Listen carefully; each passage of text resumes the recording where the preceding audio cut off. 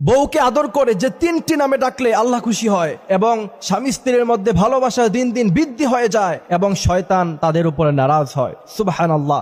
বউকে আদর করে এই 3টি নামে সবসময় ডাকবেন। আল্লাহ রাসূল সাল্লাল্লাহু আলাইহি ওয়াসাল্লাম আম্মা জানা আয়েশা রাদিয়াল্লাহু তাআলা আনহাকে এই 3টি নামে তিনি কিন্তু ডাকতেন। আমার ভাইরা, আজকে বিয়ে হওয়ার পরে মডার্ন যুগ, স্ত্রীকে জান বলে ডাকে, তারপর আর কি যেন বেবি বলে ডাকে, অথচ আল্লাহ রাসূল সাল্লাল্লাহু আলাইহি ওয়াসাল্লাম একজন স্বামী হিসাবে ছিলেন সবচাইতে ভালো স্বামী। আম্মা জান আয়েশা রাদিয়াল্লাহু তাআলা আনহা বলতেন, আল্লাহ রাসূল সাল্লাল্লাহু আলাইহি ওয়াসাল্লাম আমাদেরকে যে ভালোবাসা, যে মহব্বত দিয়েছেন, পৃথিবীর কোন স্বামী তার স্ত্রীকে এত বেশি ভালোবাসতে পারে বলে আমার কাছে মনে হয় না। আম্মা জান আয়েশা রাদিয়াল্লাহু তাআলা আনহা বলছেন, আল্লাহ রাসূল সাল্লাল্লাহু আলাইহি ওয়াসাল্লাম আমাকে প্রথমে ডাকতেন হুমায়রা বলে। হুমায়রা শব্দের অর্থ হচ্ছে লাল ধরনের একটা দামি পাখি। দ্বিতীয় নম্বরে আপনি চাইলে আপনার স্ত্রীকে তার বাবার নাম ধরে ইবনাতুন শব্দ লাগিয়ে আপনি আপনার স্ত্রীকে ডাকতে পারেন। তৃতীয় নম্বরে আল্লাহ